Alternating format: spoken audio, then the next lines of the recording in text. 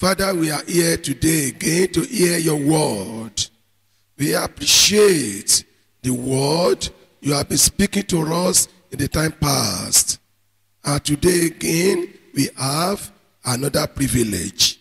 Father, for this privilege, we thank you. Accept our thanks in Jesus' name. Amen. The message of today, let it have impact in our lives in Jesus' name. Amen. Any spirit in us that may want to manipulate the message, I command, Holy Ghost fire, drive out now in Jesus' name. Amen. Any power that may deceive us not to apply the message and the principles we are giving, Lord, with your fire, consume the power in Jesus' name. Amen. That through this message today, we have power, the grace, and the mercy to make heaven at last in Jesus' name. Amen. Thank you because you have answered our prayer. Thank you, Lord. In Jesus' mighty name I pray. Amen. Amen. Amen. In Jesus' name. Praise the Lord. Hallelujah. The topic that Lord placed in my mind today to speak on is the peril of losing one's salvation. Àkòrí tí Ọlọ́run fi sí mi lọ́kàn láti sọ̀rọ̀ lé lórí lónìí, òun náà ni ìjìyà tàbí ègbé èyí tí ó wà ní ẹni tí ó bá sọ ìgbàlà rẹ̀ nù. About 2 weeks ago, Ní bí ọ̀sẹ̀ méjì sẹ́yìn, right in the night, ní alẹ́, God opened my eyes to this message and he said, I should speak on it unto you. Ọlọ́run ṣí ojú mi sí àkòrí yìí, ó sì ní kí n bá àwọn ọmọ òun sọ̀rọ̀ nípa rẹ̀. Through that night, I was praying to God, Father, I don't want to miss or lose my salvation. Ní gbogbo àṣálẹ́ náà ni mò ń gbàdúrà sí Ọlọ́run pé Olúwa, mi máa fẹ́ sọ ìgbàlà mi nù. I prayed so much that even I couldn't sleep. Mo gbàdúrà dé ìpele kan tó jẹ́ pé mi ò tiẹ̀ lè sùn mọ́. I was asking God, give me the grace not to lose my salvation for whatever reason that may come my way. Mo sọ fún Olúwa pé Olúwa ràn mí lọ́wọ́, má jẹ́ kí n sọ ìgbàlà mi nù lábẹ́ ohun tó wù tí mo lè là kọjá tàbí tó lè dé bá mi. And that song came to my heart. Bẹ́ẹ̀ ni orin ní wá sí ọkàn mi. I sang it within my spirit. Mo wá ń kọ nínú ọkàn mi. Ràn mí lọ́wọ́ kí n má ṣe sọ ilé ògo nù, kí n má sọ ibi tí mò ń lọ nù. Olúwa ràn mí lọ́wọ́ kí n má ṣe sọ ilé ògo nù, kí n má sọ ibi tí mò ń lọ nù. Fear gripped my heart Ẹ̀rù bà ọkàn mi concerning those that will at the end lose their heavenly home. Ẹ̀rù bà mí nítorí àwọn tí yóò ní ìkẹyìn ọjọ́ ayé wọn tí wọ́n ó sọ ìjọba ọ̀run yìí nù. I tremble within myself Mo for my worry. very self not to lose my heavenly home. Mo wárìrì nínú mi pé kí èmi gan kí n má ṣe sọ ilé ògo yìí nù. So the peril of losing one's salvation. Nítorí náà ègbé àwọn tó bá sọ ìgbàlà wọn nù. Salvation is the most precious and gracious gift of God to man. Ìgbàlà yìí òun ló jẹ́ ohun tó ṣe iyebíye jù tí ó sì ní oore ọ̀fẹ́ jù ẹ̀bùn tí Ọlọ́run fi fún ènìyàn. Is the most precious gift unto us by God. Ẹ̀bùn tí ó ṣe iyebíye jù tí Ọlọ́run fi fún wa. If the whole money and asset in the world combined together, they cannot be compared to our salvation. Tí gbogbo owó àti ọrọ̀ tó wà nínú ayé ká kó gbogbo wọn pọ̀, a ò lè fi wé ìgbàlà ẹ̀mí wa. If today they appoint you are the richest man in the world with billions of dollars or pound sterling in your account with houses here and there.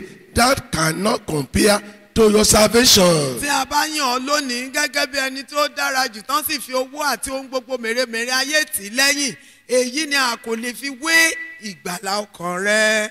It's also the gracious gift of God unto us. bẹ́ẹ̀ náà ni ó jẹ́ oore ọ̀fẹ́ tí ó ga jù ẹ̀bùn tí Ọlọ́run fi fún wa. We didn't deserve it.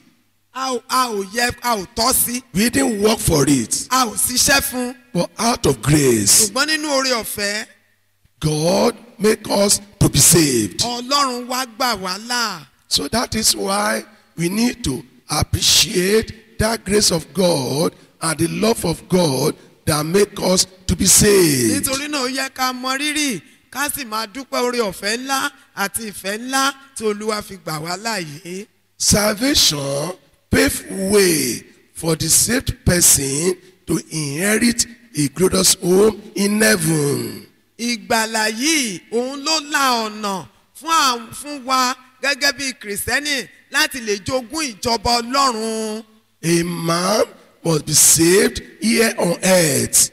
tí ènìyàn bá lè di ẹni ìgbàlà nínú ayé yìí. It is then he can inherit the glorious home reserved for him. ìgbà yìí ni ẹni náà lè jogún ilé ògo èyí tí a pèsè sílẹ̀ fún ní ọ̀run. And therefore, brethren, nítorí náà ará one must be saved a gbọ́dọ̀ di ẹni ìgbàlà and remain saved kí ó sì dúró nínú ìgbàlà rẹ̀ till the end. títí òpin ayé No rẹ̀. matter the situation, kò sí nínú ohun tí a lè máa là kọjá. one must hold on to salvation till the èèyàn end. gbọ́dọ̀ di ìgbàlà rẹ̀ mú títí dópin ayé rẹ̀. It is then you are sure of inheriting that glorious home that God reserved for you. nígbà tí a bá dúró títí dópin yìí ni a tó ní ìdánilójú pé a ó jogún ilé ògo tí Olúwa ti pèsè sílẹ̀ fún wa. But there is a doctrine that Satan designs for to make man to lose his salvation. ṣùgbọ́n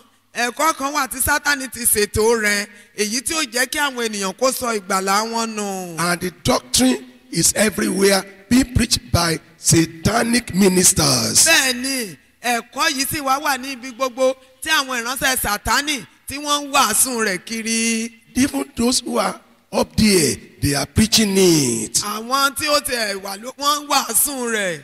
And what is that doctrine? kí wá ní ẹ̀kọ́ yìí? Doctrine of eternal salvation. èyí náà ni ẹ̀kọ́ pé ẹni tó bá ti di ẹni ìgbàlà lẹ́ẹ̀kan ó ti di ẹni ìgbàlà láéláé. Or eternal security. tàbí pé ẹni tó ti ní ìgbàlà títí láé. That once you are saved, no matter the way of life you are living, that doesn't concern God. pé níwọ̀n ìgbà tó bá ti dẹni ìgbàlà ìgbé ayé tó wù tó ń gbé ìyẹn ò dẹ̀ wá kan Ọlọ́run mọ́. You are already saved. ó ti dẹni ìgbàlà. Don't mind that preacher. má ṣe dá oníwàásù ní lóhùn. Don't change your life. má ṣe para rẹ̀. You are already saved. ó ti dẹni ìgbàlà. You are saved ó forever. ti di ìgbàlà títí láé. Demonic doctrine. ẹ̀kọ́ èṣù ni èyí. And that message is coming about 2 weeks to this time. bẹ́ẹ̀ ni ìmíràn bọ̀ bí ọ̀sẹ̀ méjì síbi tí a wà yìí. That I will still talk to you on similar topic like this. èyí tí a ó tún sọ̀rọ̀ fún yín lórí ẹ̀kọ́ kan tó máa farawé èyí. Don't lose your salvation. má ṣe sọ ìgbàlà rẹ nù. Satan knows Sátánì mọ̀ that a man that loses his salvation has lost the glorious hope. Sátánì mọ̀ pé ènìyàn tó bá ti sọ ìgbàlà rẹ̀ nù ó ti pàdánù ilé ògo.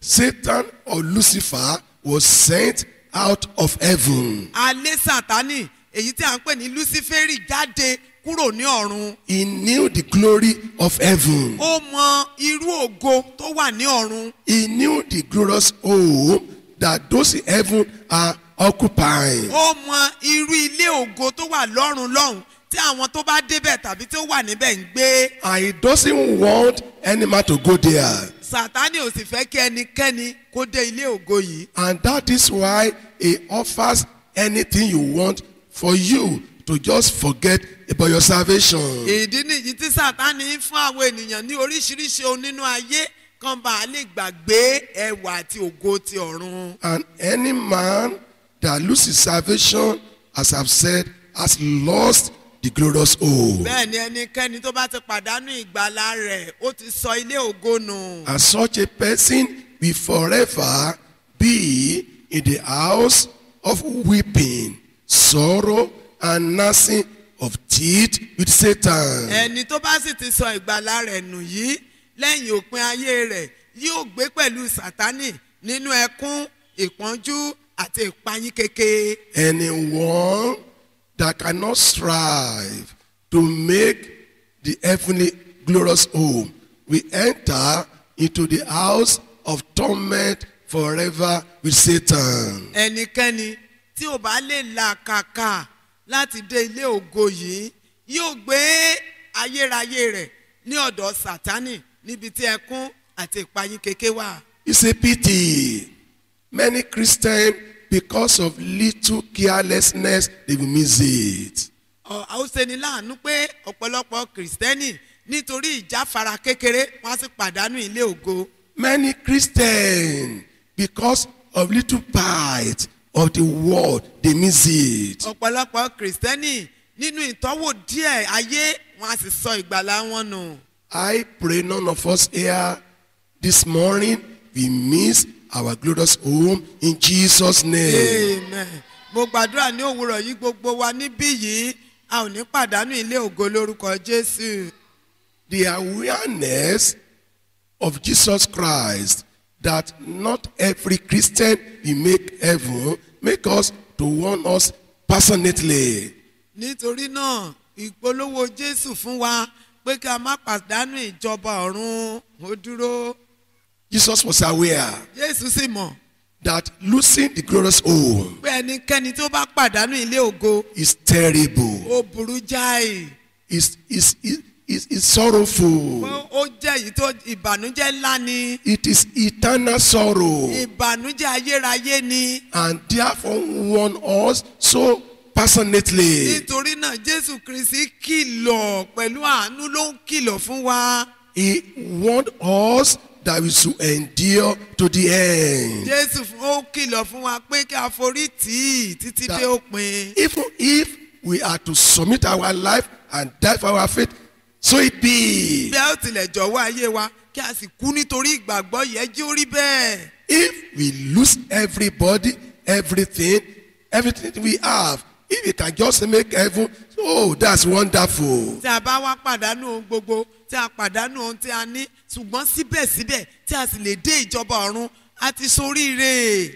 Even if our best friend, our husband, our wife, our children, our parent, our employer hate us and they were treating us in a merciless way, if we cannot miss heaven, if we make heaven at last, oh, that's great. tí àwọn tí a fẹ́ràn jù ẹni tó súnmọ́ ọkọ wa jù ọkọ wa ni aya wa ni ọmọ wa ni wọ́n bá tilẹ̀ kọ̀ wá sílẹ̀ tí wọ́n pọ́n wá lójú ṣùgbọ́n níwọ̀n ìgbà tí a bá lè dúró tí a forí tì í tí a dé ìjọba ọ̀run a ti ṣoríire. Jesus says Jésù wípé in Matthew 24 verse 13. nínú ìwé Mátíù orí 24 ẹsẹ̀ 13. Matthew 24:13. ìwé Mátíù orí 24 ẹsẹ̀ 13. But he that shall endure unto the end, the same shall be saved. ó ní ẹnikẹ́ni tí ó bá forí tì í dé òpin àwọn ni a ó gbàlà. He also warned us ó tún sọ fún wa. that we should not be careless with our salvation. bẹ́ẹ̀ náà ló sọ fún wa pé kí a kíyèsára nípa ìgbàlà wa. Don't ever be careless with your salvation. ẹ má ṣe fọwọ́ yẹpẹrẹ mú ìgbàlà yín. In Revelation nínú ìwé ìfihàn chapter 3 orí 3 verse 11. ẹsẹ̀ 11. Revelation 3:11. ìwé ìfihàn orí 3 ẹsẹ̀ 11. Jesus warns, Jésù Kristi kìlọ̀. behold, I come quickly. Hold that fast, which thou hast, that no man take thy crown. ó ní kíyèsí èmi ń bọ̀ nísinsìnyí di èyí tí ìwọ ní mú ṣinṣin kí ẹnikẹ́ni kí wọ́n má ṣe gba adé rẹ. Don't allow any man, anybody, any spirit take away your crown. má ṣe fàyè sílẹ̀ fún ẹnikẹ́ni ọkùnrin ni obìnrin ni tàbí ohunkóhun láti gba adé rẹ lọ́wọ́ rẹ. And do not exchange your crown for anything in this world. bẹ́ẹ̀ ni má ṣe pààrọ̀ adé rẹ pẹ̀lú ohunkóhun nínú ayé yìí. Don't exchange your crown with money, with position, with power, with husband, with wife, or with children. má ṣe pààrọ̀ adé rẹ pẹ̀lú owó pẹ̀lú ọrọ̀ pẹ̀lú ọkọ pẹ̀lú ọmọ pẹ̀lú ohunkóhun tó wà tí a bá nínú ayé yìí. Because salvation is the most precious gift of God unto you. nítorí ìgbàlà wa yìí òun ni ohun tó ṣe iyebíye jù tí Ọlọ́run fi fún wa. Don't be like Esau, má ṣe dàbí Ísáù who exchanged his birthright with just a meal. tó pààrọ̀ ogún ìbí rẹ̀ pẹ̀lú oúnjẹ nǹkan. Bible says, Bíbélì wípé with tears he later sought for it, but he couldn't get it. pẹ̀lú omijé ní Ísọ̀ tí ó fi wá ogún ìbí rí ṣùgbọ́n kò rí gbà mọ́. I pray mo gbàdúrà. we shall hold on to our salvation to the end in Jesus' name. Amen. A ó di ìgbàlà wa mú títí dópin lórúkọ Jésù. I want to give you what can make a Christian lose his salvation. Èmi wá fẹ́ fún yín àwọn tí ó lè mú kí Kristẹni kó sọ ìgbàlà rẹ̀ nù. 7 things that can make a Christian lose his salvation. Ohun méje tí ó lè gba ìgbàlà sọnù lọ́wọ́ Kristẹni tó ti dẹni ìgbàlà tẹ́lẹ̀. Note these 7 things I pray through all the Mo time. fẹ́ kẹ́ ẹ mọ kókó méjèèje yìí kẹ́sì máa fi gba àdúrà ní gbogbo ìgbà. Any of these 7 things can make you lose your salvation. Ìkan nínú àwọn méjèèje yìí lè jẹ́ kó o sọ ìgbàlà rẹ nù. You have to watch. O ní láti kíyèsára. Number 1, Àkọ́kọ́, the first thing that can make a Christian lose his salvation is forsaking or despising the word of God. ohun àkọ́kọ́ tí ó lè mú kí Kristẹni kó sọ ìgbàlà rẹ̀ nù, òun ni pípatì tàbí kíkẹ́gàn ọ̀rọ̀ Ọlọ́run. The day that a Christian forsake Holy Bible and the word of God and is no more having interest in reading the word of God, in hearing the word of God, he has lost his salvation. Ní ọjọ́ tí Kristẹni tó bá ti gbé Bíbélì rẹ̀ tó pátì tí ò fẹ́ gbọ́ ọ̀rọ̀ Ọlọ́run mọ́ tí ò fẹ́ ka ọ̀rọ̀ Ọlọ́run mọ́ ó ti sọ ìgbàlà nù. The day that a Christian develop itching ears to hear what only please him, not what God wants him to do, to live a holy life, he has lost his salvation. Ní ọjọ́ tí Kristẹni tí ó bá ti kọ etí dídi sí ọ̀rọ̀ tí Ọlọ́run sọ tí ìwé mímọ́ ṣùgbọ́n ohun tó fẹ́ gbọ́ fúnra rẹ̀ tí ó ṣe ara rẹ̀ lóore ló fẹ́ gbọ́ ó ti sọ ìgbàlà rẹ̀ nù. Or when a Christian despises the word of God, he has lost his salvation. Tàbí nígbà tí Kristẹni bá kẹ́gàn ọ̀rọ̀ Ọlọ́run ó ti sọ ìgbàlà rẹ̀ nù. Don't ever despise the word of God. Má ṣe kẹ́gàn ọ̀rọ̀ Ọlọ́run o. It's one of the act of witchcraft. Ó jẹ́ iṣẹ́ àwọn àjẹ́ ni. When you laugh at the word of God, Nígbà tí o bá gbọ́rọ̀ Ọlọ́run tàbí tí o ń sọ̀rọ̀ Ọlọ́run tí o fi rẹ́rìn-ín kàákàá. a preacher preaches the sound word of God to you, and you are laughing at the word, you are making guess of the word, you have lost your salvation. Ìránṣẹ́ Ọlọ́run wàásù òtítọ́ ọ̀rọ̀ Ọlọ́run láti inú ìwé mímọ́ ìwọ wá fi rẹ́rìn-ín kẹ́gàn rẹ̀ ó ti sọ ìgbàlà rẹ̀ nù. Once you are no more having the word of God in you, Tí ò bá ti sí ọ̀rọ̀ Ọlọ́run mọ́ nínú yẹn there is no bearing in you that will guide you back to heaven. kò ní sí ohun tí ó máa tọ́ ọ sọ́nà tí ó fi máa lọ ní ojú ọ̀nà rẹ sí ìjọba Ọlọ́run. And the realm of hell is so wide. Bẹ́ẹ̀ ni ìrìn àjò yìí sì jìn. The realm of hell Bẹ́ẹ̀ ni ọ̀nà sí ọ̀run àpáàdì is ó so fẹ̀. Ó wide. fẹ̀. Those who are entering to hell, they are walking on a broad way. Àwọn tó ń lọ sọ́run àpáàdì ọ̀nà gbòòrò ni wọ́n ń gbà lọ. And Bible says hell is expanding every day Bíbélì sì wí pé ẹ̀rùn àpáàdì ó ń fẹ̀ sí ní ojoojúmọ́. to receive the multitude that are thronging into it. Ẹ̀rùn àpáàdì ń fẹ̀ sí láti gba ọ̀gọ̀ọ̀rọ̀ tí ó ń wọnú rẹ̀ ní ojoojúmọ́. So when one is not having the bearing to heaven to walk through the bearing, he will eventually land in hell. nítorí náà nígbà tí ènìyàn kò bá ní ohun tí ó ṣe atọ́nà rẹ̀ sí ìjọba ọlọ́run á kàn rí mọ̀ pé ọjọ́ kan òun bọ́ sínú ọ̀run àpáàdì. No matter how good, how knowledgeable a pilot is, without the bearing, he can never get to desired end. kò sí bí ẹni tó ń wa bàálù bí ó ti ní òye tó bí ó ti ní ọgbọ́n tó tí ò bá ní atọ́nà yóò forí sange. It's like a driver of a car that is blind. ó dàbí ẹni tó ń wa ọkọ̀ ṣùgbọ́n tí kò ní ojú. He enter into ditch. yóò wọnú kòtò. Therefore, watch. nítorí náà ẹ jẹ́ á kíyèsára. Secondly, if somebody is not having the word of God, he doesn't have the power to live a holy life that is worthy of heaven. èkejì tí ènìyàn kò bá ní ọ̀rọ̀ ọlọ́run irú ẹni bẹ́ẹ̀ kò ní agbára láti gbé ìgbé ayé ìwà mímọ́ tí yóò fi ka yẹ fún ìjọba ọlọ́run. There is nothing that can make you to live a holy life, pure life, if the word of God is not in your heart. kò sí ohunkóhun tí yóò ràn ọ́ lọ́wọ́ láti gbé ìgbé ayé ìwà mímọ́ tí kò bá sí ọ̀rọ̀ ọlọ́run nínú rẹ nínú ayé rẹ tí yóò ràn ọ́ lọ́wọ́ láti gbé ìgbé ayé rẹ ní ìwà mímọ́. And Bible says, bíbélì sì wí pé without holiness, ó ní láìsí ìwà mímọ́ no man shall see the kò Lord. sí ẹni tí yóò ṣe orí ọlọ́run. Therefore, when you despise or discard those things that can make you to make heaven, to live holy life, then there's nothing that can make you to get to the glorious home. nítorí náà nígbà tó bá wá pàtì àwọn ọ̀rọ̀ ọlọ́run tó lè jẹ́ kó o dé ìjọba ọlọ́run kò sí ọ̀nà tí ó fi lè débẹ̀. Psalm 119, orin dáfídì ọgọ́fà verses 9 to 11. ẹsẹ̀ ìkẹsàn-án sí ìkọkànlá. Psalm 119, 9 to 11. orin dáfídì ọgọ́fà ó dín kan And verses 9 to 11. ẹsẹ̀ ìkẹsàn-án sí ìkọkànlá And verse 130. àti ẹsẹ̀ àádóje. Go and read that one.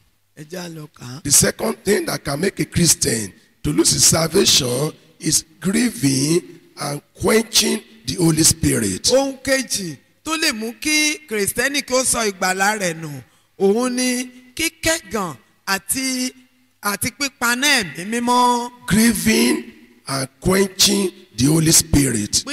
pípaná ẹ̀mí mímọ́ àti mímú ẹ̀mí mímọ́ bínú. When you are committing sin, nígbà tí o bá ti ń dẹ́ṣẹ̀ you are grieving the Holy òun mú Spirit. kí ẹ̀mí mímọ́ bínú. He'll be speaking to you. a máa bá ọ sọ̀rọ̀ He'll be warning you. a máa kìlọ̀ fún ọ. He wants you to repent. ó fẹ́ kó o ronúpìwàdà. But when you fail to repent ṣùgbọ́n nígbà tí o bá kọ̀ tí o ronúpìwàdà and you continue committing that sin, tí o sì tẹ̀síwájú nínú ẹ̀ṣẹ̀ tí ò ń dá yìí. one day he will pack his load and leave you. akàndé ọjọ́ kan ẹ̀mí mímọ́ a sì kó ẹrù rẹ̀ a kúrò nínú ayé rẹ̀. That is quenching the Holy Spirit. èyí ni mímú ẹ̀mí mímọ́ bínú. After he has warned lẹ́yìn ìgbà tó bá ti kìlọ̀ and one refused to obey, tí ènìyàn ò sì gbọ́ he will leave. ẹ̀mí mímọ́ yóò kúrò. And that is what we read in that Hebrews chapter 6 this morning. òun ni a kà nínú ìwé Hébérù orí ìkẹfà lówùúrọ̀ yìí. Anyone that once have the Holy Spirit, ẹnikẹ́ni tó ti ní ẹ̀mí mímọ́ rí if for any reason the Holy Spirit should leave him, he's in trouble. tí ẹni náà nítorí ẹ̀ṣẹ̀ rẹ̀ tàbí nítorí ìdí kan tàbí èkejì tí ẹ̀mí mímọ́ wá fi ilẹ̀ irú ẹni bẹ́ẹ̀ ti wà nínú làásìgbò. It's a terrible sin against the Holy Spirit. ó jẹ́ ẹ̀ṣẹ̀ tí ó burú jáì lòdì sí ẹ̀mí mímọ́. He won't come back again. ẹ̀mí mímọ́ ò ní padà wọnú ẹni náà mọ́. And the person will still believe that he has the Holy Spirit. tí ẹni náà dẹ̀ sì máa gbàgbọ́ pé ẹ̀mí mímọ́ wà nínú. When you tell him that what you are doing, bro, is not right, you say, what do you mean? Leave me. tí a bá wá sọ fún irú ẹni bẹ́ẹ̀ pé nǹkan tó ń ṣe yóò dá ní kíni ẹ fi mí sílẹ̀. Like you had the Sunday school this morning, they will ask him, where is that thing in the Bible? Tell me, open it for me. bí a ti rí nínú ẹ̀kọ́ ilé ọjọ́ ìsinmi ní òwúrọ̀ yìí wọ́n á sọ pé nǹkan tó ń sọ níbo ló ti rí nínú bíbélì fi hàn mí. The person is in trouble. irú ẹni náà ti wọnú wàhálà. So, grieving and quenching the Holy Spirit is a terrible way that can make a Christian to lose his salvation. nítorí náà mímú ẹ̀mí mímọ́ bínú àti pípaná ẹ̀mí a máa jẹ́ kí kìrìsìtẹ́nì kó sọ ìgbàlà rẹ̀ nù. A Christian without the Holy Spirit has no discerning power to know the truth. kìrìsìtẹ́nì láìsí ẹ̀mí mímọ́ kò ní agbára láti mọ òtítọ́. When you are not having the Holy Spirit in you, you cannot discern the real truth of the word of God. nígbà tí o bá ní ẹ̀mí mímọ́ nínú rẹ o ní lè ṣe ìyàtọ̀ ọ̀rọ̀ Ọlọ́run tó jẹ́ òtítọ́ àti èyí tí kìí ṣe òtítọ́. It amazes me how many people that will be under false ministers and they will be telling them to do unthinkable things and they are still there. ó máa ń yà mí lẹ́nu fún ọ̀gọ̀rọ̀ ènìyàn tó wà ní abẹ́ àwọn ìránṣẹ́ tí wọn kì í ṣe ìránṣẹ́ Ọlọ́run ní tòótọ́ tí wọ́n á dẹ̀ máa sọ fún wọn kán ṣe àwọn ohun tí kò dára tí ò fẹsẹ̀ múlẹ̀ nínú Bíbélì wọ́n á sì máa ṣe é. Unthinkable things. àwọn ohun tí kò dára. When the minister will tell you as a woman to dress before him so that if he can do this, your husband will love you, you are going to have a child. It's unthinkable things. nígbà tí ìránṣẹ́ bá ń sọ pé ẹni tó ń wojú ọlọ́mọ àfìgbà tí òun bá sùn pẹ̀lú rẹ̀ tí òun bá ṣe báyìí lọ́kọ rẹ̀ máa fẹ́ràn rẹ̀ tóun bá ṣe báyìí ni ó tó lè bímọ àwọn ohun tí ò sí nínú Bíbélì. A preacher tell all the people in the church, all ladies, to off their pant and they were offing it. It's unthinkable things. àwọn ohun tó ènìyàn ò lérò rẹ̀ ẹni tó ń wàásù ó sì sọ fún gbogbo àwọn obìnrin tó wà ní abẹ́ rẹ̀ gẹ́gẹ́ bí ìjọ kí wọ́n máa bọ́ ara wọn sí ìhòhò àwọn ohun tí ò ṣe é sọ. There is a church in this Lagos that in that church you are entering there naked, no pant, no bra, nothing on you. ìjọ kan wà nínú Èkó tí a wà yìí tó ṣe pé tó bá fẹ́ wọnú ìjọ náà ò ní wọ aṣọ rárá tí ó fi wọbẹ̀ wọ́n á wọṣọ débẹ̀ ò tán bá débẹ̀ wọ́n á bọ́ aṣọ wọn síta wọ́n á sì wọnú ìjọ ní ìhòòhò ló dé. A minister telling the church members to go and be eating grasses. ìránṣẹ́ tó sọ fún àwọn ọmọ ìjọ kan lọ máa jẹ koríko bí ewúrẹ́. And they all get out and they were eating grasses. gbogbo wọn sì jáde wọ́n sì ń jẹ. Unthinkable things. àwọn ohun tí èèyàn ò lè rò nípa rẹ̀. Is because they do not have the Holy Spirit. nítorí pé wọn ò ní ẹ̀mí mímọ́ wọn ò mọ òtítọ́ yàtọ̀ sí eléyìí tí òun sòótọ́. I pray God will not allow us to send out Holy Spirit out of us in Jesus' name. Amen. Mo gbàdúrà pé Ọlọ́run ò ní fàyè gbà wá láti lé ẹ̀mí mímọ́ kúrò nínú wa lórúkọ Jésù. A Christian without the Holy Spirit lacks the power that could restrain demons from occupying his heart. Kìrìsìtẹ́nì tí kò ní ẹ̀mí mímọ́ ó pàdánù agbára èyí tí ó fi lé ẹ̀mí òkùnkùn jáde kúrò nínú ọkàn rẹ̀. The power that can make him to be fortified against the entry of demons is not there. Agbára èyí tí ó kò ní fàyè gba ẹ̀mí òkùnkùn nínú rẹ̀ ẹni tí ò bá ní ẹ̀mí mímọ́ kò ní irú agbára bẹ́ẹ̀. There's one example in the Bible. Àpẹẹrẹ kan wà nínú Bíbélì. A man was delivered. A tú ọkùnrin náà sílẹ̀. And the demon inside him was walking about in the desert. Ẹ̀mí èṣù tí a lé jáde nínú rẹ̀ ó sì wá rìn kiri ní ilẹ̀ gbígbẹ. He was not comfortable there. Kò ní ìrọ̀ra níbẹ̀. So let me go back to my former Ó ní house. jẹ́ kí n padà sínú ilé ibi tí a ti lé mi jáde. And when he got there, Nígbà tó débẹ̀, Bible says Bíbélì wípé he saw the place so clean. ó rí i pé inú ẹni tí a ti lé òun jáde ó mọ́. He didn't want to make the first error. Kò fẹ́ ṣe àṣìṣe àkọ́kọ́. He went back and begged 7 other terrible demons to follow him to occupy the heart of the man. Ẹ̀mí òkùnkùn rí mọ̀ pé nínú ẹni tóun ti jáde kò sí ohunkóhun níbẹ̀. Ibẹ̀ ṣófo, ó mọ́ ó ṣófo.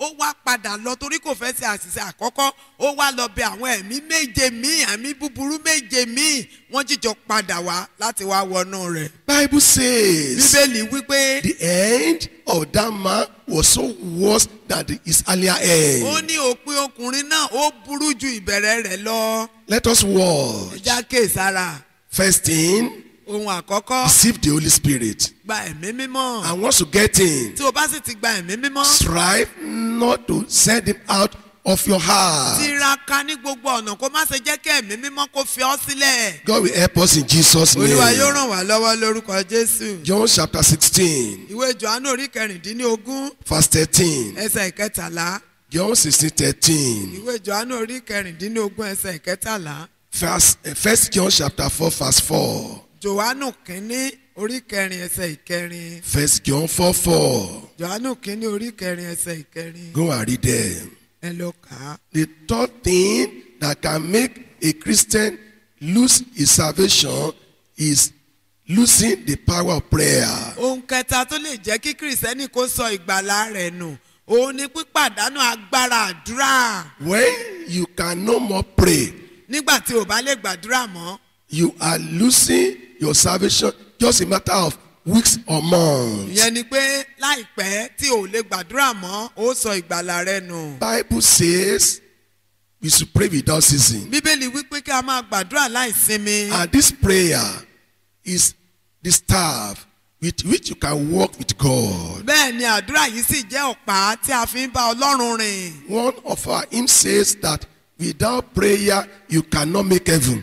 ìkan nínú orin wa wípé láìsí àdúrà o mà nílè dọ́run. And therefore, when a Christian doesn't have interest in prayer again, I can tell you, he's losing his salvation. nítorí náà nígbà tí kìrìsìtẹ́nì tí ò bá fẹ́ràn àdúrà gbígbà tí àdúrà gbígbà ti wá di ẹtì sí lọ́rùn irú ẹni bẹ́ẹ̀ ti ń sọ ìgbàlà rẹ̀ nù. When you are avoiding the prayer meeting, particularly Fiji, you are losing your salvation little by little. nígbà tí o bá ń sá fún ìpàdé àdúrà pápá ìsọ̀ òru ẹ̀rù ìsọ̀ òru ń bà ọ́ o ò lè gbàdúrà mọ́ ó ti ń sọ ìgbàlà rẹ̀ nù. There's some power within you that when you are in a Fiji with other people and you pray through, then that power will live your life. àwọn agbára kan wà nínú wa tó jẹ́ pé nígbà tí a bá wá ní àpapọ̀ ní ìsọ̀ òru nínú àdúrà ní agbára búburú yìí máa jáde lọ.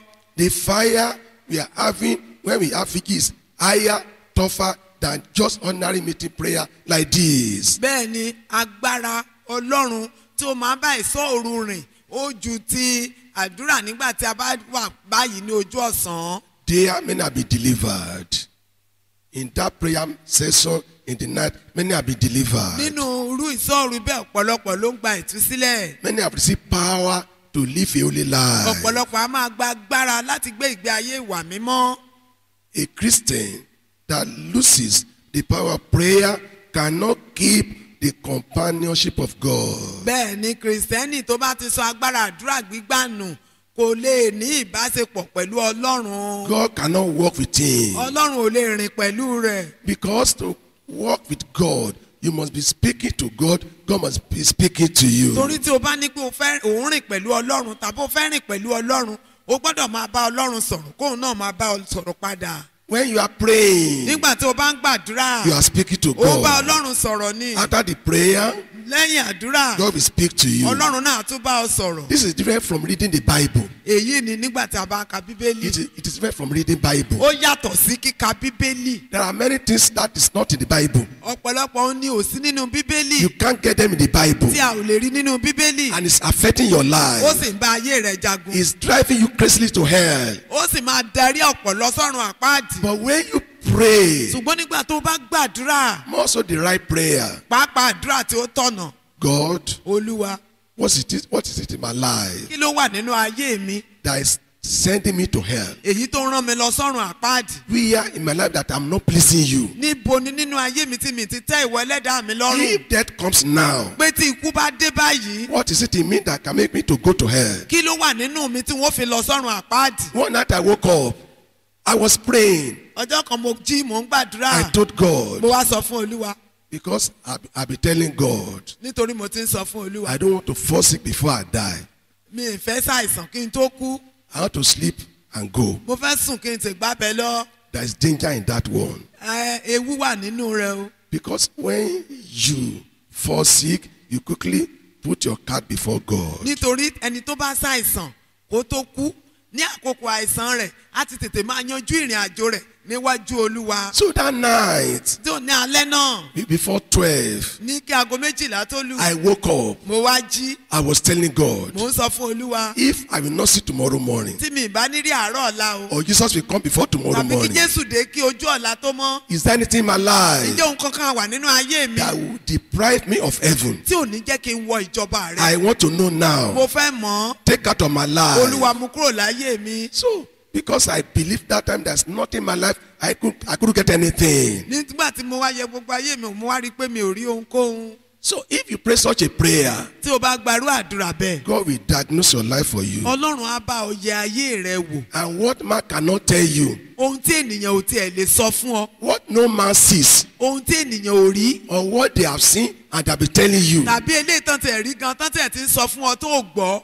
God will mirror it to you. Ọlọ́run á kàn wá fi hàn ọ́. And you know, when you have this personal encounter, it is easy to be broken before God. Ẹ sì wá mọ̀ pé tí Ọlọ́run bá fi àṣìṣe wa hàn wá fúnra rẹ̀, á ó rọrùn láti wó palẹ̀ níwájú Olúwa. Therefore, if you are really to walk with God till the end, you must be a prayerful Christian. Nítorí náà tí ó bá rìn pẹ̀lú Ọlọ́run títí dópin ayé rẹ̀, o gbọ́dọ̀ jẹ́ni tó ń gbàdúrà. You pray to God to receive what you want. Ó gbàdúrà fún Ọlọ́run láti rí gbà ohun tó fẹ́. You pray to God to tell you your life, your mind, where you are making mistake. Ó gbàdúrà fún Ọlọ́run láti sọ ayé rẹ̀ fún ọ.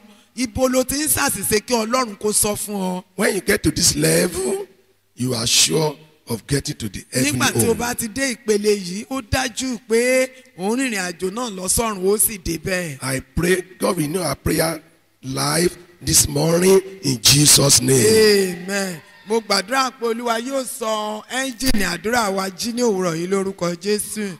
The fourth thing that can make a Christian lose his salvation is forsaking the fellowship with the brethren. Ohun kẹrin tí ó lè jẹ́ kí Kìrìsìtẹ́nì kó sọ ìgbàlà rẹ̀ nù, òun ni nígbà tí a bá ń pa tì ìdàpọ̀ pẹ̀lú ará. When I say brethren, Nígbà tí mo bá sọ pé ará, I mean spirit-filled Christians. èyí ni àwọn Kìrìsìtẹ́nì tí wọ́n kún fún ẹ̀mí mímọ́. I mean genuine heaven's Mo pilgrims. sọ pé àwọn tí ó ti gbáradì àwọn arìnrìn àjò lọ sí ìlú ọ̀run tòótọ́. I mean Christians that have had encounter with God. Àwọn Kìrìsìtẹ́nì tó ti ní ìbápàdé pẹ̀lú Ọlọ́run. I mean the Christian that can speak to you face to face, to your eyes, to you, either I like it or not, they will tell you the truth of what you are doing, and it's wrong. Àwọn Kìrìsìtẹ́nì tán lè bá ọ sọ òkodoro òtítọ́ nípa ayé rẹ. And they won't allow you to go to hell. Tí wọn sì ní fàyè gbà ọ́ láti lọ sọ́run They will àpáàdì. disturb your life. Wọ́n máa yọ ayé rẹ lẹ́nu. They will warn you. Wọ́n máa kìlọ̀ fún ọ. Don't do this. Má ṣe èyí. Don't go Má there. lọ síbẹ̀. You must do this. O gbọ́dọ̀ ṣe yìí.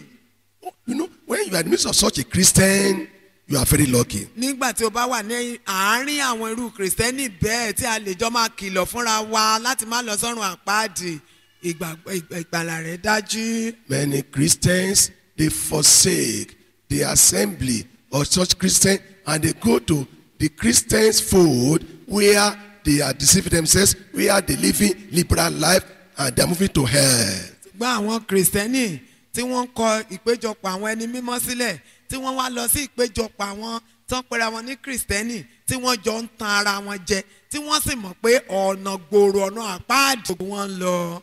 I pray we not get to heaven to know the truth in Jesus' name. Amen. Mo gbàdúrà pé a ò ní déjọba ọ̀run tán ká ṣẹ̀ṣẹ̀ wá rántí òtítọ́ lórúkọ Jésù. A Christian that forsakes the fellowship of genuine Christians lack the exhortation and helps needed to remain standing in Christ. Kìrìsìtẹ́nì tó bá pa ìpéjọpọ̀ àwọn ará, àwọn Kìrìsìtẹ́nì òtítọ́, àwọn tí wọ́n lè ranni lọ́wọ́ ní dídé ìjọba ọ̀run tí ó bá pátì, yóò pàdá ìmọ̀ràn, ọ̀rọ̀ ìyànjú àti ìrànlọ́wọ́ tí a nílò láàrin ara wa láti dúró títí a ó fi rí Kristi. Example is Judas Iscariot.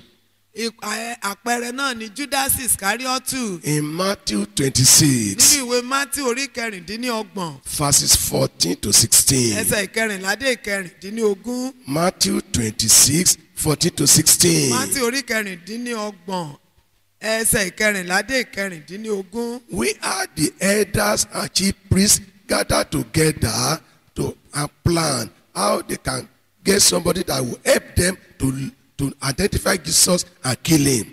Níbi tí àwọn àgbààgbà àti àwọn olórí àlùfáà kórajọ sí tí wọ́n ti ń wá ẹni tí ó fi Jésù hàn wọ́n kí wọ́n lè mú Jésù láti pa. Judas left the other 11 disciples. Judas Iscariotu ó fi àwọn ọmọ ẹ̀yìn sílẹ̀. He sneaked out. Ó jáde kúrò láàrin wọn. He went to these people. Ó sì lọ sí. He asked them, Ó sì lọ síbi tí àwọn wọ̀nyí wà. what will you give me Ó wá sọ fún wọn pé kí lẹ fún mi if I can hand over Jesus to you? tí mo bá wá fi Jésù Kristi hàn yín. They were very happy. Inú wọn dùn. And they offered him 30 pieces of silver. Wọ́n sì wá sọ pé àwọn á fún ní 30 owó idẹ. And that money there was in millions. Owó yìí sì jẹ́ owó tó pọ̀ gan ní àkókò náà. He kept the money somewhere. Ó fowó náà sí ibì kan. He came back to the fellowship of other Ó disciples. tún wá padà wá sí àárín àwọn ọmọ ẹ̀yìn. If he had not left the remaining 11 disciples, he could not have fallen to the hand of Satan in the midst of the high priest and the chief priest. Ká ní pé Júdásì kò kúrò ní àárín àwọn ọmọ ẹ̀yìn níbi tí Jésù wà ní. Ìbá ti má pàdánù, ìbá ti má rí ààyè láti lọ bá àwọn olórí àlùfáà àti àwọn olùkọ́ni tí wọ́n fẹ́ mú Jésù kí Sátánì fi gbé wọ̀. Leaving the congregation of living Christians to congregation of dead Christians will entice you to do a lot of things like them, and once you do them, to bring you back to the fold of living Christians will be so difficult. Nígbà tí o bá fi agbo àwọn kìrìsìtẹ́nì alààyè, agbo àwọn kìrìsìtẹ́nì tó ń wọ ọ̀run tó fẹ́ lọ sí ìjọba Ọlọ́run sílẹ̀, tí o bá lọ sínú agbo àwọn tí ò lọ sọ́run tí wọn ò gbáradì láti rí Jésù ní ìkẹyìn àti padà wá sínú agbo àwọn tó lọ sí ìjọba Ọlọ́run yóò nira. Jesus even warned Judas Iscariot, you have harbored evil against me. Please repent. He didn't do that. And Jesus told him, what you want to do, do it quickly. Jésù Kristi fúnra rẹ̀ ó tiẹ̀ kìlọ̀ fún Júdásì pé ìwọ ló fẹ́ fi mí hàn pé kó ṣọ́ra, ṣùgbọ́n Júdásì ò máa ronúpìwàdà. Ó sọ fún pé ohun tó fẹ́ ṣe nínú ọkàn rẹ̀ ní tètè ṣe. He finally walked out and he lost his salvation. Láìpẹ́ Júdásì kúkú kúrò ní agbo àwọn ọmọ ẹ̀yìn àti níbi tí Jésù wà. Ó sọ ìgbàlà rẹ̀ nù, ó sì parun. I pray nobody will entice you out of the living saints fellowship in Jesus' name. Amen. Mo gbàdúrà pé kò ní sí ẹnikẹ́ni nínú wa tí a ó fi ohun tí ayé yìí fà kúrò ní agbo àwọn kìrìsìtẹ́nì tó ń lọ sí ìjọba Ọlọ́run lọ sínú agbo àwọn tó ń lọ sọ́run àpáàdì lórúkọ Jésù. The fifth thing that can make a Christian to lose his salvation is being occupied with trading in the worldly stocks. Ohun karùn-ún tí ó lè jẹ́ kí kìrìsìtẹ́nì kó sọ ìgbàlà rẹ̀ nù, òun ni kíkún fún ojúṣe nínú rírà àti títà nínú ohun tí ayé yìí. When you are trading nígbà tí o bá ń ṣòwò in the worldly stocks, nínú ohun tí ayé, you are buying and selling, òun rà ń tà. and you never even remember you have salvation to keep. Mo ti ẹ̀ rántí pé ìgbàlà kan máa wà níbì kan tí mo gbọ́dọ̀ tọ́jú tí ò gbọ́dọ̀ sọnù. You are losing your salvation. Òun pàdánù ìgbàlà rẹ. You even exchange your salvation with worldly stuff. Yẹn ni pé òun ṣe pàṣípààrọ̀ ìgbàlà rẹ pẹ̀lú ohun tí ayé. With all the signs now visible everywhere globally that Jesus Christ will soon come, some are still busy spreading their wares in the world, buying and selling in the world. Pẹ̀lú gbogbo àmì ìpadàbọ̀ Jésù Kristi tí ó ti farahàn tán yìí, pẹ̀lú gbogbo ìkìlọ̀ síbẹ̀síbẹ̀ ọ̀pọ̀lọpọ̀ ló sì wà nínú ayé digbí síbẹ̀ tí wọ́n ń tà tí wọ́n ń rà láì kíyèsí ìgbàlà wọn. So we have to be careful. Nítorí náà gbọ́dọ̀ kíyèsára. When one is too busy with things of the world, if he sell his salvation out. Nígbà tí ènìyàn bá ti kún fún ojúṣe jù nínú ohun tí ayé, láìpẹ́ yóò ta ìgbàlà rẹ̀. You should be careful. ní láti kíyèsára. Jesus warned, Jésù Kristi kìlọ̀. as it was in the day of Noah, Ó ní bó ṣe rí ní ìgbà ayé Nóà. people were buying and selling. Àwọn ènìyàn ń rà, àwọn ènìyàn ń tà. They were planting and uprooting, Wọ́n ń gbìn, wọ́n ń fàtu, and they are harvesting wọ́n sì ń kórè. until flood Àfi came. ìgbà tí ìkún omi dé.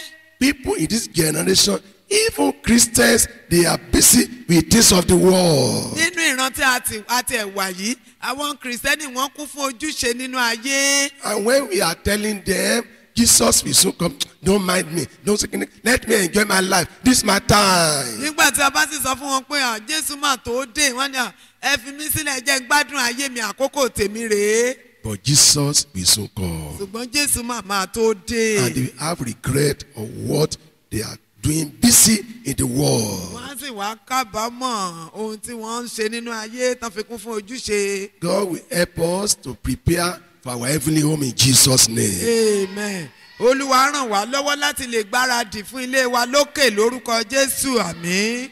A Christian that is fully occupied with buying and selling in the market of the world cannot have time to do the work of his redemption with fear and trembling. Kìrìsìtẹ́nì tó kún fún ojúṣe nínú ayé yìí kò ní ní àkókò láti ṣiṣẹ́ ìgbàlà rẹ̀ pẹ̀lú ìbẹ̀rù àti ìwárìrì. It's a terrible problem. Ó jẹ́ ìṣòro tó le o. 2 Timothy chapter 2 verse 4. Tímótì kejì orí kejì ẹsẹ̀ ìkẹrin. Write it down. 2 Timothy 2:4. Tímótì kejì orí kejì ẹsẹ̀ ìkẹrin. Number 6. Ìkẹfà. The fifth thing that make Christian to lose his salvation is putting off Christ. Ohun kẹfà tó lè jẹ́ kí kìrìsìtẹ́nì sọ ìgbàlà rẹ̀ nù òun ni nígbà tí wọ́n bá ti gbé Kristi sí ẹ̀gbẹ́ kan. Putting off Gbígbé Christ. Kristi sí ẹ̀gbẹ́ kan. How can one put off Christ? Báwo la ṣe lè pa Kristi tì?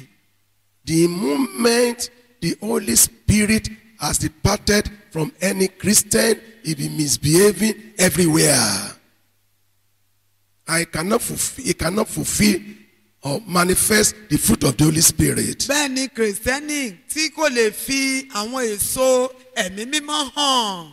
When Holy Spirit leaves a Christian, Nígbà tí ẹ̀mí mímọ́ bá fi kìrìsìtẹ́nì he sílẹ̀, will be misbehaving. yóò máa ṣì ìwà wù. Anywhere he goes, he will misbehave. Ibikíbi tó bá lọ yóò máa ṣì ìwà wù. He won't manifest the fruit of the Spirit that can show him as a Christian. Kò ní lè fi èso ẹ̀mí mímọ́ hàn tí ó lè fi hàn gẹ́gẹ́ bí kìrìsìtẹ́nì. Because the Holy Spirit has forsaken him, he won't have the mind of Christ. Nítorí pé ẹ̀mí mímọ́ ti fi sílẹ̀ kò ní ní ọkàn Kristi mọ́. He won't have the Spirit to live a Christ-like Kò life. ní ní ẹ̀mí tí yóò fi gbé ìgbé ayé Kristi mọ́. As such, a Christian is now putting on the things of the world. Bẹ́ẹ̀ ni irú kìrìsìtẹ́nì bẹ́ẹ̀ yóò máa gbéwọ̀ ohun ti ayé. He will put on the outfit or apparel of the Yóò world. máa wọ aṣọ ayé. Because you have to put on something. You have to put on something. Nítorí ó di dandan ó yẹ a gbọ́dọ̀ wọ gbé ohun kan. Once you put off Christ, you must put on something. Nítorí nígbà tó o bá ti mú Jésù kúrò, o gbọ́dọ̀ gba ohun mìíràn wọlé. If you get home now, you put off the cloth you wear here. You will put on another cloth. Tí a bá délé báyìí, a ó bọ aṣọ tí a wọ̀ yìí, a ó wọ ìmíràn. You can't put off what you are putting on now and walk out. That is madness. Nígbà tí o bá wá ti bọ́ aṣọ rẹ, tó o wá wọ aṣọ míì, tó o wá jáde, ìsínwín nìyẹn. So, once somebody put off Christ, he must put on another thing. Nítorí náà nígbà tí ènìyàn tí ó ti gbé Kristi wọ̀ tẹ́lẹ̀ tó bá ti wá bọ́ Kristi sílẹ̀ ó di dandan kó gbé ohun mìíràn wọ̀. And that is the worldly outfit and apparel. Èyí sì wá ní ìwọ̀ ti ayé, aṣọ ti ayé, ìdúró gẹ́gẹ́ bíi ti ayé wọn ó gbé wọ̀. This will make the people in the world to recognize him. Èyí ni yóò jẹ́ kí ayé dá mọ̀. They will love him. Wọ́n fẹ́ It's part of pé us. eléyìí ara wa ni. You are social. Ó mọ̀ nípa ẹ̀. You are acceptable. Àgbà ó wọlé. They use a slang now. Wọ́n á lo jásí. They will say they has entered inside. Ó jásí. Ó jásọ̀nù àpáàdì. He enter into a fire. Tán bá lo jásí máa sọkún.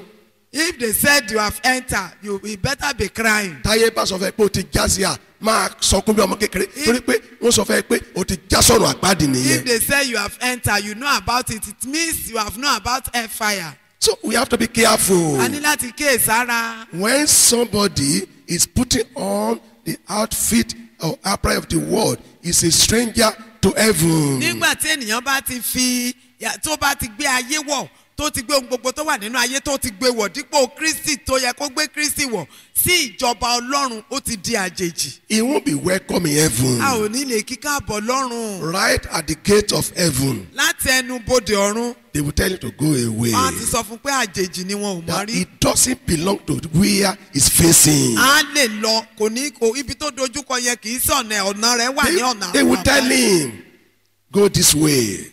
Wọ́n á ti sọ fún pé kó máa lọ. He has no choice. Kò ní ìyàn. He will turn like robots. Yóò kàn padà.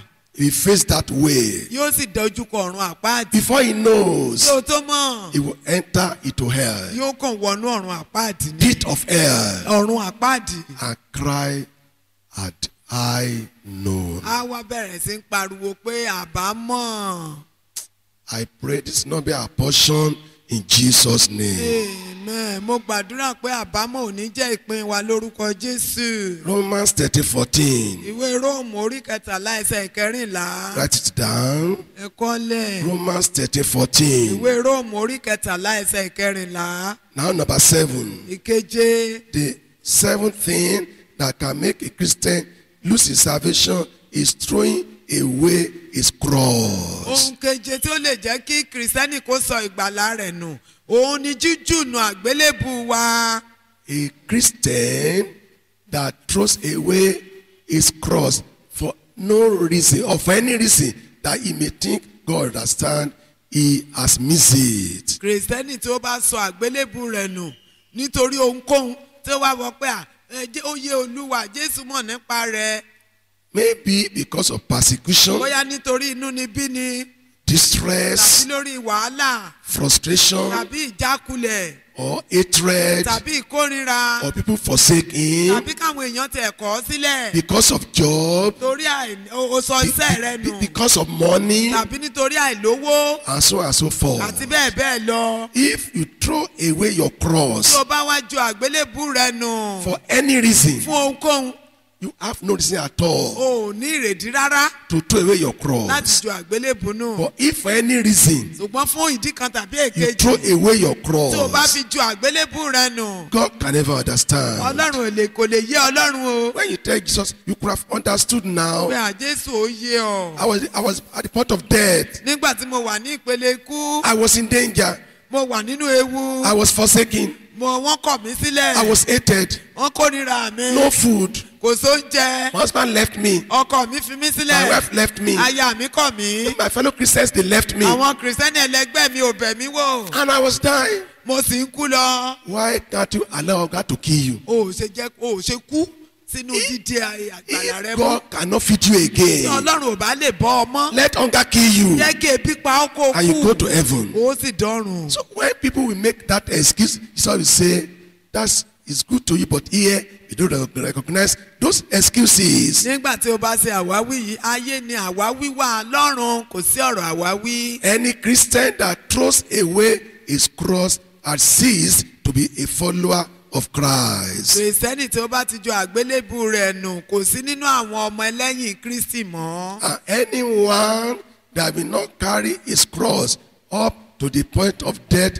or rapture can never make it to heaven. Ẹnikẹ́ni tí ò bá sì gbé àgbélébù rẹ̀ títí dé ojú ikú rẹ̀ títí yóò fi kú kò lè dé ìjọba Ọlọ́run. It is this cross that Jesus will take away from us and hand over our crown. Nítorí àgbélébù wa yìí ni Jésù yóò gbà lọ́wọ́ wa tí ó wá fi adé fún wa. Without carrying your cross to meet Jesus Christ, you can't get any crown from Láì Christ. jẹ́ pé o gbé àgbélébù rẹ títí o fi ẹ̀mí rẹ lélẹ̀ tí o wá gbé àgbélébù dé ọwọ́ Jésù kó sì wá fún ọ ní adé, o ò lè gbadé láìsí àgbélébù. You say, if I can just make heaven, Ẹlòmíràn á ní ṣebí tí n bá kàn ti lè dọ́run. it's a lie. Irọ́ ni o. Without your cross, Láìsí àgbélébù, you can't make heaven. o ò lè dọ́run. Because only genuine followers of Christ who carry their cross to the end will go to heaven. Nítorí àwọn ọmọlẹ́yìn Kristi ní tòótọ́ tí wọ́n sì gbé àgbélébù wọn tí wọ́n bá Ọlọ́run rìn títí ọjọ́ ikú wọn ni yóò dé ọ̀run.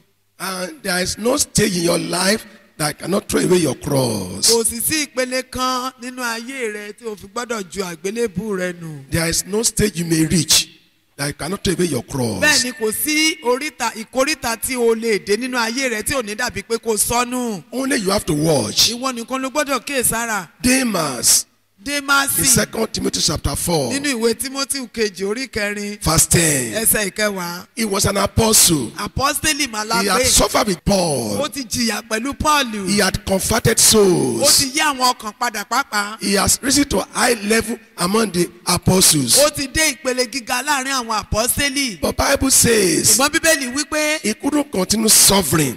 ó rí mọ̀ pé ìyà ipò òun ò lè He tẹ̀síwájú. told Paul, Ó sọ fún Pọ́ọ̀lù. I'm going back. Ó ní òun padà Paul sẹ́yìn. says, Pọ́ọ̀lù wípé for Demas had forsaken me ó ní nítorí pé Démásì ti kọ̀ mí sílẹ̀. because of the love of the present world. Nítorí ohun ayé ìsinsìnyí. Tell me, Sọ fún mi. where is Demas today? Démásì ńkọ́ lónìí. And the world is still existing.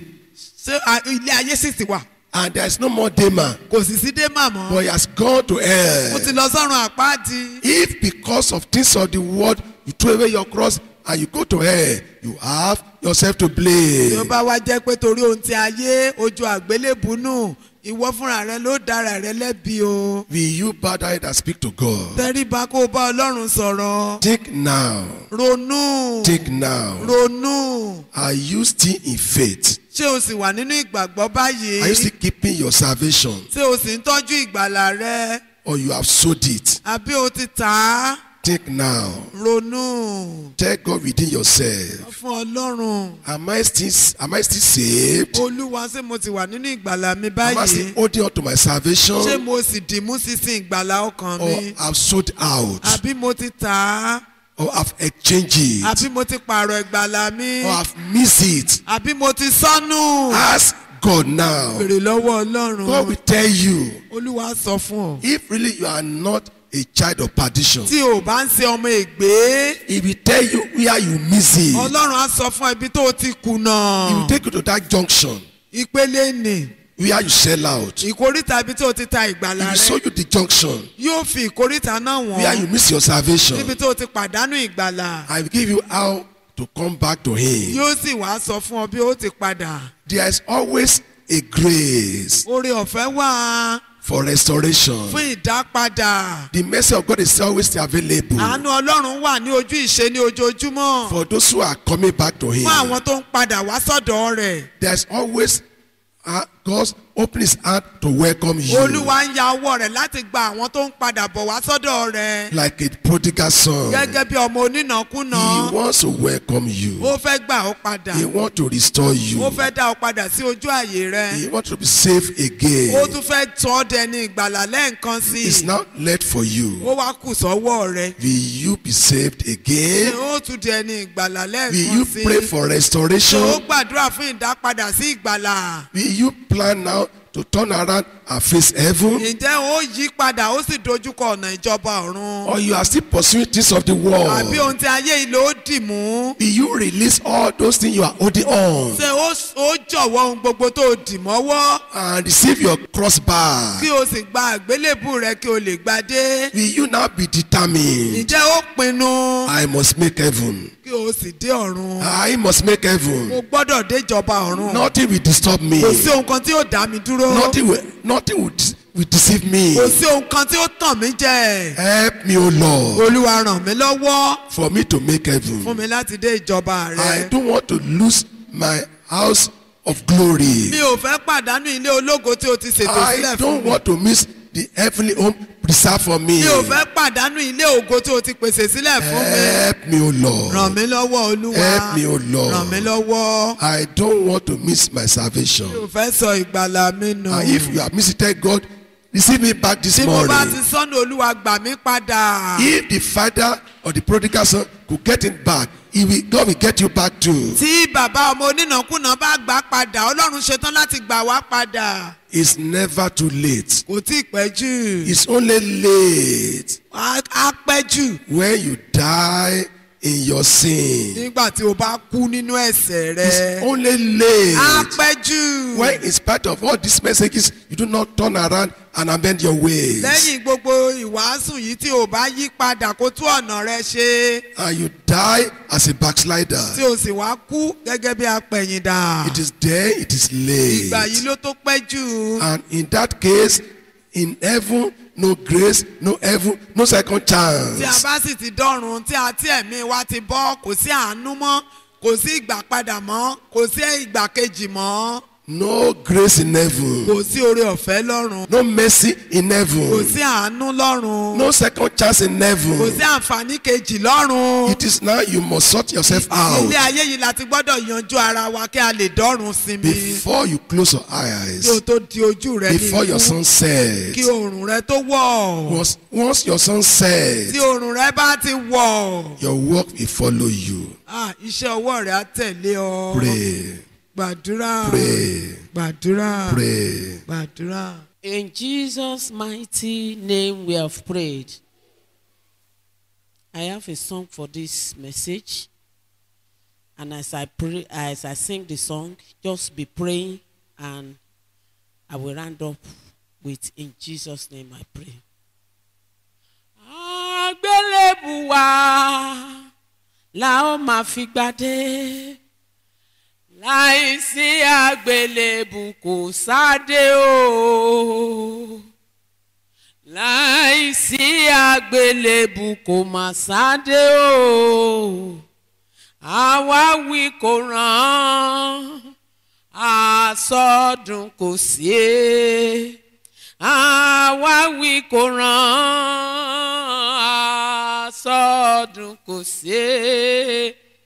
Àgbélébùú wa la ó fi pààrọ̀ adé. Àwa wí wo ló fẹ́ wí o ará. Ìyà ló jẹ mí jù bó ti ṣe yẹ lọ. Tàbí ebi ló pa mí jù bí mo ti lè faradà.